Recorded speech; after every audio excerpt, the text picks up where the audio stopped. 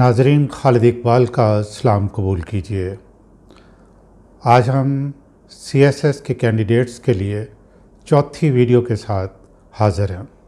इस वीडियो में हम आपके साथ शेयर करेंगे कि अपनी डिफरेंट ह्यूमन एबिलिटीज़ जो हैं वो उनको कैसे डेवलप किया जा सकता है। ख़ास तौर पे जो हम जिक्र करेंगे वो होगा कॉन्शियस माइंड और सबकॉन्शियस माइंड का, और उसके बाद इंटेलेक्चुअल और कॉग्निटिव स्किल्स का, और साथ ही वेरी इम्पॉर्टेंट क्रिटिकल थिंकिंग के बारे में हम बात करेंगे।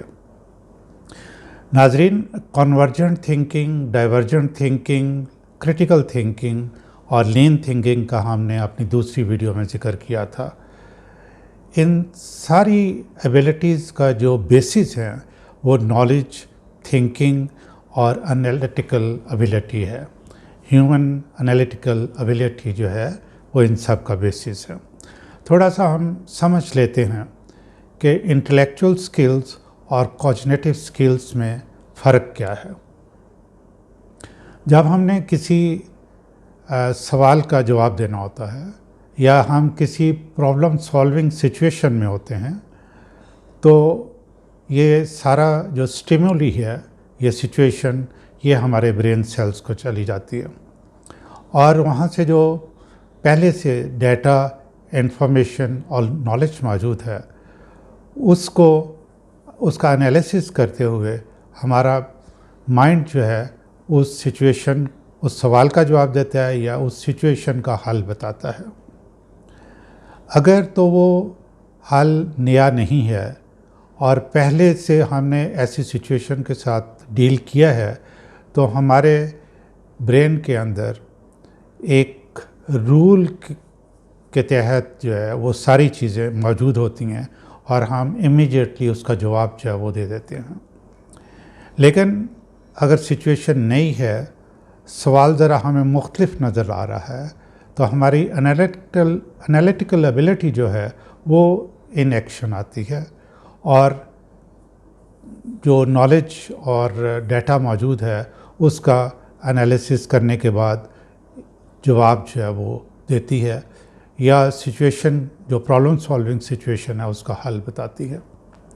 इस सूरत में होता ये है कि ये एक हायर ऑर्डर रूल जो है ये बन के हमारे दिमाग में स्टोर हो जाता है, और नेक्स्ट काम के लिए, नेक्स्ट सिचुएशन के लिए ये हायर ऑर्डर रूल जो है वो हमें काम आता है। और कॉग्निटिव स्किल्स जो हैं ये भी एक हायर ऑर्डर रूल्स जब बनते जाते हैं तो हमारी कॉग्निटिव स्किल्स जो हैं वो डेवलप होती जाती हैं। इसमें होता ये है, जिस तरह हमने अपनी सेकंड वीडियो में जिक्र किया था, हर एक न्यूरॉन जो है इंडिपेंडेंट सेल्फ कंटेन्ड कंप्यूटर है जो कि ख़ुद से जो है इंफॉर्मेशन प्रोसेस करता है। फिर वो दूसरे न्यूरॉन्स के साथ उसको कम्युनिकेट करना होता है ताकि उस सवाल का जवाब जो है वो प्रॉपर तरीके से दिया जा सके।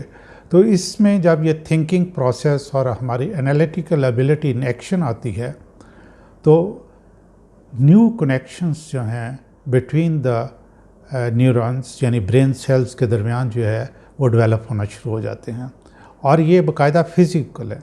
ये नए कनेक्शंस जो है बनना शुरू हो जाते हैं, और हम जब कॉग्निटिव एबिलिटीज़ को इस्तेमाल करते होते हैं और किसी सवाल का नए अंदाज में जवाब दे रहे होते हैं, तो हम अपनी लॉजिक और रीज़निंग को इस्तेमाल कर रहे होते हैं। जब हम अपनी लॉजिक और रीज़निंग को इस्तेमाल कर रहे होते हैं तो हमारी क्रिटिकल थिंकिंग एबिलिटी जो है वो डेवलप हो रही होती है। अब इसको करना कैसे, डेवलप कैसे करना है, उसमें यह है कि यू नो योर ब्रेन, यानी पहले उसकी अंडरस्टैंडिंग होनी चाहिए कि ये ब्रेन जो है ये है क्या, और उसके बाद जो है how you can use your brain. तो ये इन दो पे जो ना हम बात करते हैं। ब्रेन के दो हिस्से हैं, राइट ब्रेन और लेफ़्ट ब्रेन। जो दुनिया में एक अंदाज़ा है कि तकरीबन 95% पॉपुलेशन दुनिया की जो है वो लेफ़्ट ब्रेन डोमिनेंट है। लेफ़्ट ब्रेन डोमिनेंट का मतलब मेरा कहने का ये है कि ज़्यादातर उस इस्तेमाल जो है वो लेफ़्ट ब्रेन का करते हैं और बहुत कम इस्तेमाल जो है वो अपना राइट ब्रेन का करते हैं। लेफ़्ट ब्रेन डोमिनेंट पीपल जो हैं वो राइट हैंडेड पीपल हैं ज़्यादातर जो ना। आप को मैं एक स्लाइड दिखाता हूँ। इसमें आप देखें कि राइट ब्रेन और लेफ़्ट ब्रेन है। पहले हम लेफ़्ट ब्रेन को देख लेते हैं। लेफ़्ट साइड जो है ये लैंग्वेज को डील करती है, ये लॉजिक यानी रीजनिंग को डील करती है, ये नंबर्स को डील करती है, फिर ये सीक्वेंस को डील करती है और ये लिनियरिटी को डील करती है यानी स्ट्रेट लाइन रिलेशनशिप को जो ना ये डील करती है। और एनालिसिस भी ये left side of the brain ही करता है। अब आप ये देखें जब आपके left side of the brain है और right side of the brain है तो एक वक्त में दोनों साइड ऑफ द ब्रेन भी इस्तेमाल हो रहे हैं, तो ये आपस में कम्युनिकेट करते हैं सेल्स जो हैं जिनको कि हम न्यूरोट्रांसमीटर्स कहते हैं और ये एक बहुत बड़ा जाल है। तो इनका जो आपस में कम्युनिकेशन को फास्ट कैसे किया जा सकता है ये एक इम्पॉर्टेंट बात है जो अभी मैं आपके साथ शेयर करूँगा। अब आप अपने right side of the brain को देखें।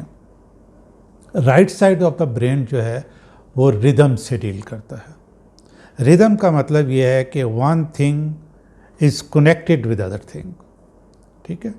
यानी उसमें ये नहीं है कि जंप्स नहीं है कि एक बात किधर की कर दी और एक किधर की कर दी।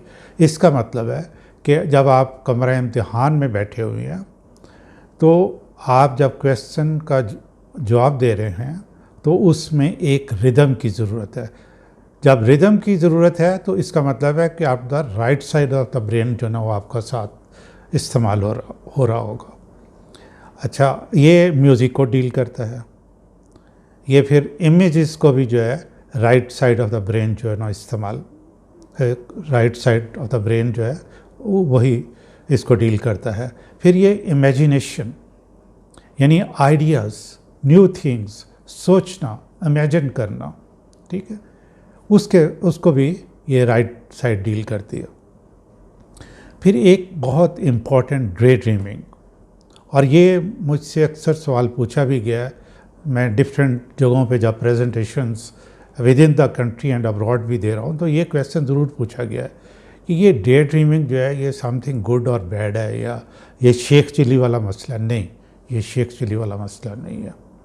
डे ड्रीमिंग का मतलब ये है कि आप इसको अपने आप को किसी पोजीशन में देखते हैं।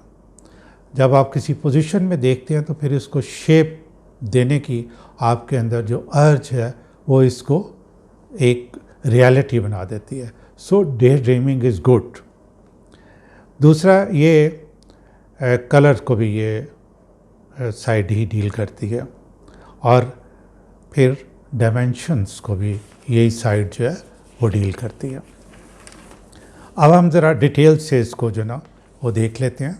मैं आपको अगली स्लाइड में दिखाता हूँ। अब आप ये देखें अगली स्लाइड में, ये लेफ़्ट और राइट जो हैं उससे ज़रा फंक्शंस जो हैं वो मैं डिटेल से आपसे बात कर रहा हूँ। ये लेफ़्ट साइड को पहले देख लेते हैं। लेफ़्ट साइड जो है वो right side of the body को जो है ना वो कंट्रोल करती है। और ये सेकंड ये है कि एक जो है ये प्रोसेसिंग जो करती है ये वन पीस ऑफ इंफॉर्मेशन एक वक्त के अंदर जो ना प्रोसेस करती है। और फिर ये है ये लॉजिकल सीक्वेंस जो है उसके साथ भी ये डील करती है। और चौथा पॉइंट ये है ये हमारी स्पीच को, ग्रामर को और वर्ड ऑर्डर को किस तरीके से हमने ये सिंटेक्स वगैरह बनाने होते, जो फॉर्मेशन ऑफ सेंटेंसेस की बात है, ये उसको भी ये लेफ़्ट साइड ही डील कर रही होती है। देन जितनी मैथमेटिकल इंफॉर्मेशन है वो ये साइड डील करती है। फिर एनालिसिस करना, एवेल्यूएट करना और क्रिटिसाइज़ करना, ठीक है। ये भी लेफ़्ट साइड पे जो है, क्योंकि लेफ़्ट साइड लॉजिकल और रीजनिंग जो है ये लेफ़्ट साइड ने करनी होती है। और जो मैंने आपको पिरामिड एक दिखाई थी कि नीचे से लेके जो ऊपर तक, नीचे सबसे नीचे जो है वो नॉलेज है और उसके ऊपर जो है कम्प्रीहेंशन है, एनालिसिस है, वो सारी ये चीज़ जो है लेफ़्ट साइड जो है वो डील कर रही होती है। और फिर ये मेमोरी सेंटर है लेफ़्ट साइड जो है फॉर वर्ड्स और नंबर्स के लिए जो है, ठीक है। और अब हम देखते हैं राइट साइड जो है। राइट साइड जो है वो left side of the body को जो है वो कंट्रोल करती है। और फिर दूसरा ये है कि ये पिक्चर्स में जो है ना वो सोचती है और विजुलाइज करती है। यानी ये जो आर्टिस्ट होते हैं, क्रिएटिव लोग होते हैं, साइंटिस्ट होते हैं, ये राइट साइड डोमिनेंट लोग होते हैं, लेकिन दुनिया में इनकी पॉपुलेशन जो है वो तकरीबन 5% के करीब ही है। फिर ये है कि ये वर्क्स इन होल, जैसे मैंने कहा ना कि लेफ़्ट जो है वो पीसेस में जो है ना उसका एनालिसिस कर रहे होते हैं, ये लेकिन होल के साथ डील करती हैं, और डिटेल के साथ ये साइड जो ना वो डील नहीं करती है जो। Then it governs body language, movement, physical activity, sports वगैरह, ये सारा कुछ जो है ये हमारी राइट साइड जो है ना वो डील करती है। फिर drawing and painting, and then centre for feelings, emotions, intuition और स्पॉन्टेनिटी। और ये इंट्यूशन जो है ना ये क्या है, ये है कि हम बग़ैर ज़्यादा एफर्ट किए किसी सवाल का जवाब देते हैं, उसमें हमारी लॉजिकल थिंकिंग और रीजनिंग काम नहीं आती। जब हम लेफ़्ट साइड इस्तेमाल कर रहे होते हैं ब्रेन की, तो उस वक्त हम लॉजिकल रीजनिंग इस्तेमाल कर रहे होते हैं। लेकिन यहाँ इंट्यूटिव फीलिंग्स जो हम जिसको कहते हैं, वो बग़ैर कोई एनालिसिस किए ये जो साइड है वो किसी सवाल का जवाब देती है। स्पॉन्टेनियस तरीके से जवाब देना वो भी ये है कि आपकी मेमोरी में जो कुछ पहले से मौजूद है, ये क्रिएटिव थिंकिंग से रिलेटेड चीज़ है। और फिर memory for people, things and experience भी जो है वो यही साइड जो है वो डील करती है। अब हम आते हैं कि ये हमने आपको बताया है कि ब्रेन के फंक्शंस राइट ब्रेन और लेफ़्ट ब्रेन के हैं। अब हम देखते हैं माइंड को देखते हैं। हमारा जो माइंड है उसमें कॉन्शियस माइंड है और सब कॉन्शियस माइंड है। अभी आपको जब मैं स्लाइड्स दिखाऊंगा तो आप देखिएगा कि सब conscious mind is so strong कि आपको हैरत होगी। हमारा कॉन्शियस माइंड जो है वो किस चीज़ के साथ डील करता है, ये स्लाइड में आपको दिखा रहा हूँ। ये परसेप्शन के साथ डील जो ना करता है। और फिर ये एसोसिएशन क्या है कि जब हमें कोई इन्फॉर्मेशन हम रिसीव करते हैं तो हमारे मेमोरी के अंदर पहले से जो इन्फॉर्मेशन, डाटा या नॉलेज है, वो जो सिग्नल स्टिमुली आता है, वो उसके साथ उसको कंपेयर करके हमें सही बात जो ना बताता है कि यस, ये किसी चीज़ की पहचान के लिए भी हो सकता है, ये किसी सवाल का जवाब देने के लिए भी इस्तेमाल हो सकता है। और नेक्स्ट जो है एवेल्यूएशन, ये हमारा कॉन्शियस माइंड जो है किसी चीज़ की भी हमने एवेल्यूएशन करनी हो, अगर इस वक्त हम स्पेसिफिक बात कर रहे हैं कि हमने CSS के एग्ज़ामिनेशन की तैयारी कर रहे हैं और हमने कोई किसी सिचुएशन की एवेल्यूएशन करती हैं, फॉर एग्ज़ाम्पल आपको CPAC पे कोई क्वेश्चन आ गया है और आप एवेल्यूएट कर रहे हैं कि जी पाकिस्तान को इसके क्या फ़वायद हो सकते हैं, तो ये आपका कॉन्शियस माइंड जो है ये सारा कुछ कर रहा होता है। और उसके बाद डिसीजन मेकिंग भी आपका कॉन्शियस माइंड करता है।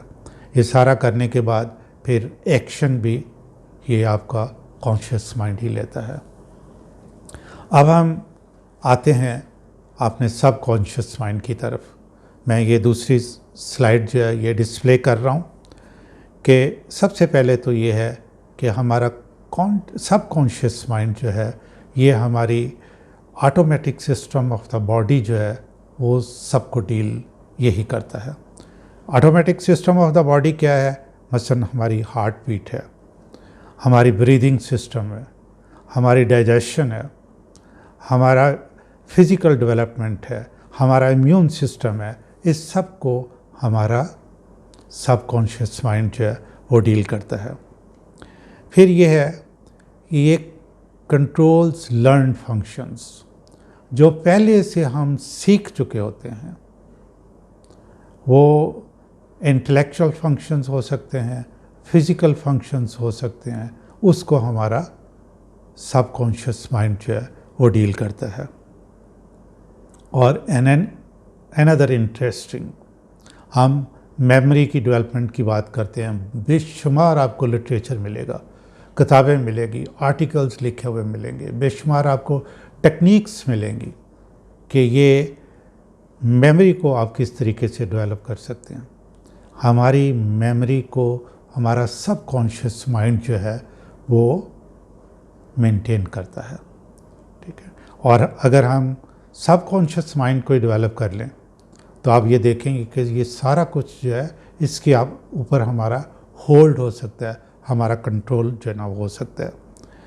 फिर नेक्स्ट ये है, it controls the extra sensory perception, यानी जो हमारी 5 सेंसेस हैं इसके अलावा भी जो कि हम यानी बियॉन्ड दीज सेंसेस, हमारी जो सेंसेस हैं ये उनको कंट्रोल करता है। और ये कैसे डेवलप होती हैं? ये थिंकिंग एबिलिटी के रिज़ल्ट में जो चीज़ें जो ना डेवलप होती हैं, जो अभी मैंने आपको पहले बात बताई कि जो हमारी इंटेलेक्चुअल स्किल्स हैं, कॉग्निटिव स्किल्स हैं, जब इनको हम डेवलप करते हैं, जब कोई स्टिमुल हो जाता है और हम थिंकिंग हैबिट को डेवलप करते हैं, तो ख़ुद ब खुद जो है ये हमारे अंदर ये एबिलिटी जो है डेवलप होना शुरू हो जाती है। मैं ये एक चीज़ आपको यहाँ वाज़ह कर देना चाहता हूँ कि जब हम किसी मसले के हल तलाश करने के लिए सोचते हैं और हमारी सारी जो है थिंकिंग एबिलिटी वो अपना ध्यान बाकी चीज़ों से हटा के एक पॉइंट पे जो है ना मरकूज़ कर लेते हैं, तो हमारा लेफ़्ट और राइट ब्रेन दोनों जो है ना वो मिल के काम कर रहे होते हैं। Then it controls our personal power, energy and creativity. ये भी सारा जो है ये सबकॉन्शियस माइंड है। Then solves problems, achieve goals. हमने इमेजिनेशंस की है, कुछ गोल्स हमने ज़िंदगी के अंदर सेट किए हैं, तो ये सबकॉन्शियस माइंड ही है जो कि हमें हेल्प करता है ये गोल्स को अचीव करने में। देन कंट्रोल्स इंट्यूशंस, ये हमारा जो नेचुरल बिहेवियर होता है ये उसको जो ना कंट्रोल करता है। And then controls our entire behaviour. ये बड़ी इंटरेस्टिंग बात है कि ये हर किस्म का बिहेवियर वो हमारा कॉन्शियस माइंड नहीं कंट्रोल कर रहा होता, बल्कि सब कॉन्शियस माइंड जो है वो कंट्रोल कर रहा होता है। और अब इसको डेवलप करने के लिए हम करें क्या, तरीक़ेकार क्या होना चाहिए? ये तो हमें मालूम हो गया कि हमारा सब कॉन्शियस माइंड जो है ये बड़ा स्ट्रॉन्ग है और जो हमारा कॉन्शियस माइंड है ये एक्शन लेता है, लेकिन सारा कुछ जो है उसको फीड जो करता है वो हमारा सब कॉन्शियस माइंड कर रहा होता है। अब हमें इनको डेवलप करने के लिए जो ना क्या करना है, मैं ये एक अगली स्लाइड आपको दिखा रहा हूँ। उसमें ये है कि ये एक नेचुरल पोटेंशियल है आपका, जिसने क्या आपने उसको अनफोल्ड करना है। जैसे मैंने पहले भी बताया कि अल्लाह ताला ने जो इंसान को अशरफुल मखलूक़ात बनाया है, तो ज़ाहिर है कि बहुत ज़्यादा एबिलिटीज़ से नवाजा है उसको, लेकिन उन एबिलिटी को हमने आइडेंटिफाई करना है, अनफोल्ड करना है और उनको इस्तेमाल करने की आदत डालनी है और उनको डेवलप करना है, फिर ही जो है वो हम वी कैन मेक डिस्टिंक्शन। उसमें ये है कि सबसे पहले आप अपने जो है ब्रेन को इस्तेमाल जो है ना वो करने की आदत डालें और रिच, वेरिड और स्टिमुलेटिंग एनवायरनमेंट में जो ना रहें। अगर आपका लिखाई पढ़ाई से ताल्लुक़ है तो मसलन लाइब्रेरी से या ऐसे ग्रुप में बैठें जो कि इंटेलेक्चुअल लोग हैं जिनसे आप डिस्कशन कर सकें, तो इससे आपकी जो ब्रेन है वो डेवलप होगा। अगर आप खिलाड़ी हैं तो मैदान में जाके किस तरीके से अच्छे जो खिलाड़ी हैं उनको खेलता हुआ देखें, तो इस तरीके से आप अपना जो है ना ब्रेन को इस्तेमाल करें। सेकंड ये है तो you care for your brain. जैसे मैंने आपको पहले बताया था कि हमारी जो बॉडी की रिक्वायरमेंट ऑफ द ऑक्सीजन, उनमें से 25% जो ना हमारा ब्रेन जो है ना वो इस्तेमाल करता है। तो इसके लिए हमें एक्सरसाइज करनी चाहिए, हमें डीप ब्रीदिंग जो ना वो करनी चाहिए, ठीक है। ये हमारी बॉडी के लिए बहुत जो है ना ज़रूरी है। और एक्सरसाइज के साथ साथ रेस्ट बहुत ज़रूरी है। और रेस्ट के अलावा नींद का पूरा करना, मिनिमम 8 आवर्स जो है ना वो नींद का करना बहुत ही ज़रूरी है। क्योंकि जब सो के जब आप उठते हैं तो जैसे मैंने पहले भी आपको बताया था कि ये कुदरत का निज़ाम है कि वो आपकी बॉडी को रिपेयर करके दोबारा नई हालत में ले आती है। और ये है कि विटामिन ई जो है ये जो सेल ऑक्सीजनाइजेशन है उसको जो है ना वो इंक्रीज़ करता है। विटामिन बी और सी जो है ये मेंटल अलर्टनेस जो है उसको इंक्रीज़ करता है। विटामिन डी जो है it helps in assimilation of minerals. Foods में तो आप इस्तेमाल करें, लेकिन अगर वैसे आपको इस्तेमाल करने की ज़रूरत पड़े तो आप अपने डॉक्टर से मशवरा ज़रूर करें, क्योंकि हर बॉडी की रिक्वायरमेंट जो है वो मुख्तलिफ होती है।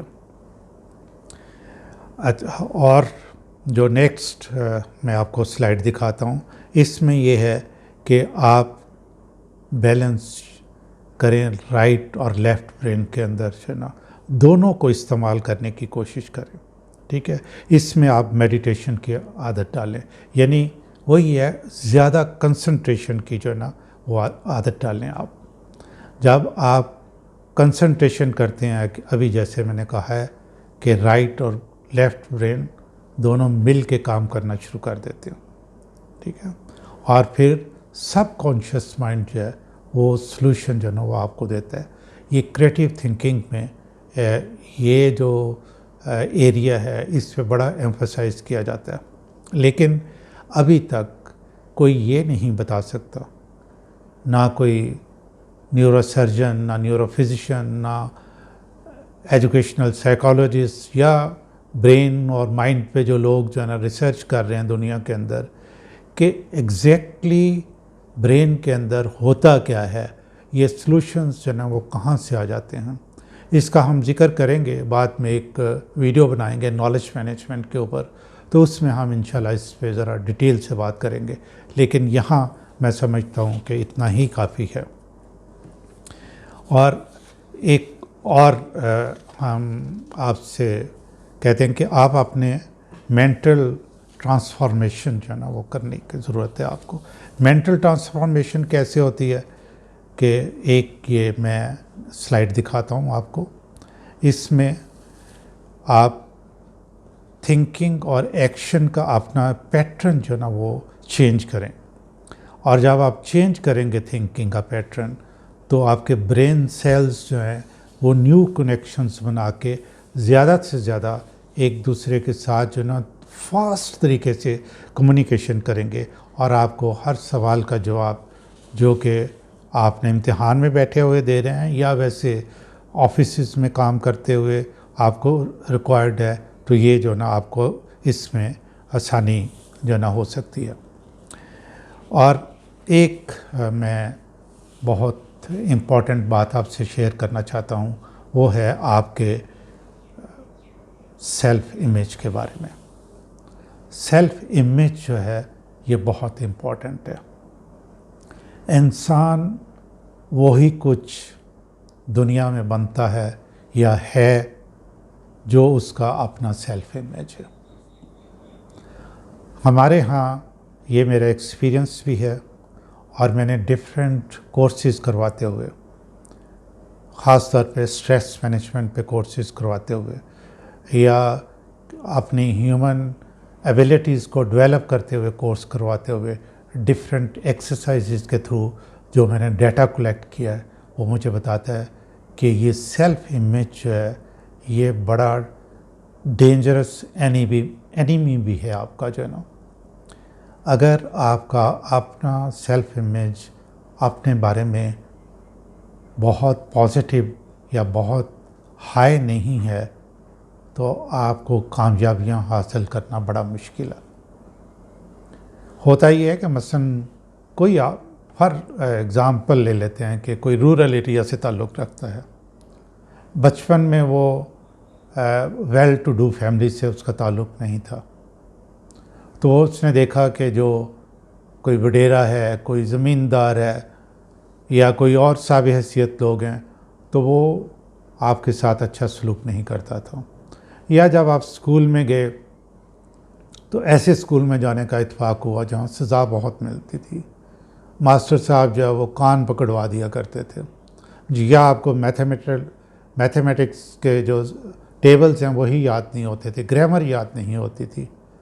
वो जो मार पीट है वो आपकी पर्सनैलिटी का हिस्सा बन चुकी है। आपको उससे जान छुड़ाना बहुत ज़रूरी है। और आप उससे कैसे जान छुड़ा सकते हैं? जब आप रिच एंड वेरिड एनवायरनमेंट में रहेंगे, नॉलेज जो है वो एक्वायर करेंगे और फिर उस नॉलेज का इस्तेमाल करेंगे। आपके अंदर जब डिफरेंट किस्म की एबिलिटीज़ पैदा हो जाएंगी तो आपके अंदर ख़ुद ब खुद ये कॉन्फिडेंस जो ना पैदा होना शुरू हो जाएगा। और आप ये अल्लाह ताला की, मैं आपको एक बात बताता हूँ, हर शख्स एक यूनिक शख्स है और उसने हर शख्स को अलग-अलग किसी न किसी एबिलिटी से ज़रूर नवाजा है। अगर आप उन एबिलिटीज़ को आइडेंटिफाई कर लेते हैं तो आप यकीन करें कि कामयाबियाँ आपके कदम जो ना वो चूमेंगी, ठीक है।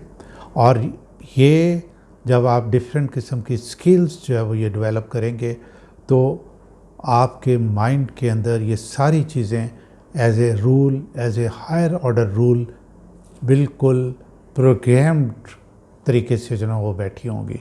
आपको किसी भी किस्म का कोई भी मसला हल करते वक्त जो ना वो मुश्किल पेश नहीं आएगी। सो डेवलप योर सेल्फ इमेज, ठीक है। इस वीडियो में यहीं तक और इंशाल्लाह फिर आपसे मिलेंगे एक नई वीडियो के साथ। मेरा ख़्याल है कि यह नॉलेज मैनेजमेंट पे या कि how you manage your stress for very good performance, इन दोनों पे वीडियोस जो ना वो मैं बना रहा हूँ और इंशाल्लाह आपके लिए वो लेके जो ना आऊँगा। अल्लाह हाफिज़।